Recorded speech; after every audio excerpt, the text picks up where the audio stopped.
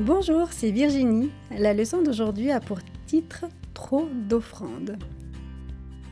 Le verset à mémoriser se trouve dans Psaume 54, verset 8. « Je t'offrirai de bon cœur des sacrifices. Je célébrerai ton nom éternel parce qu'il est bon. » « Assez, assez, dit papa en riant. J'en ai déjà bien assez dans mon assiette. Maman sourit.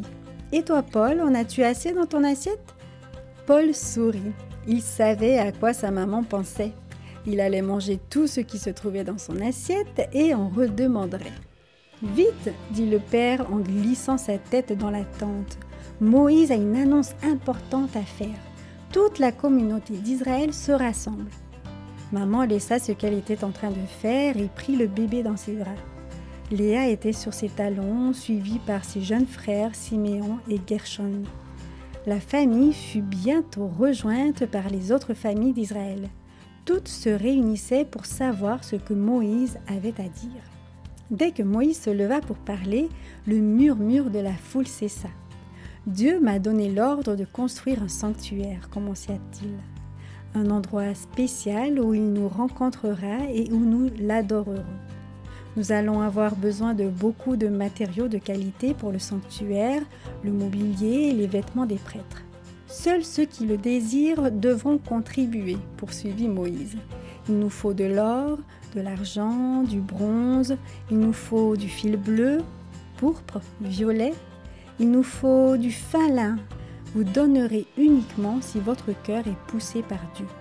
Vos dons seront des dons de reconnaissance envers l'Éternel.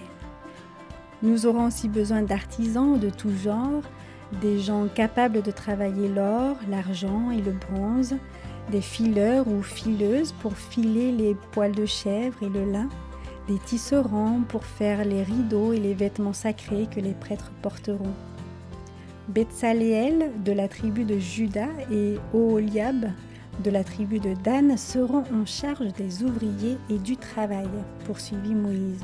L'Esprit de Dieu leur a donné les connaissances et les capacités pour enseigner aux autres comment faire ces travaux spéciaux. « Maman, dit Léa tout énervée, nous pouvons aider de plusieurs façons.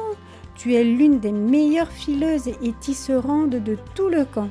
Je veillerai sur le bébé pendant que tu fileras. » Le lendemain, tout excité, la famille rassembla ses dons.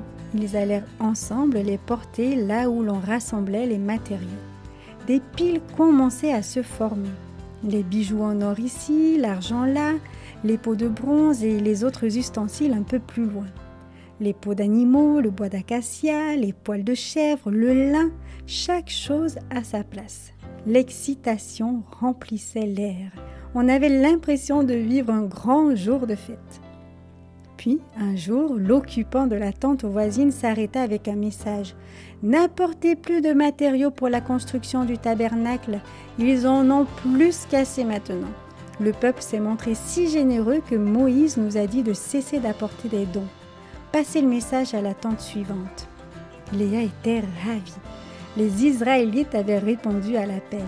Ils aimaient Dieu autant qu'elle et voulaient que le tabernacle soit construit. « J'ai hâte que les travaux soient terminés, pensa Léa. Je suis sûre que le tabernacle sera très beau. »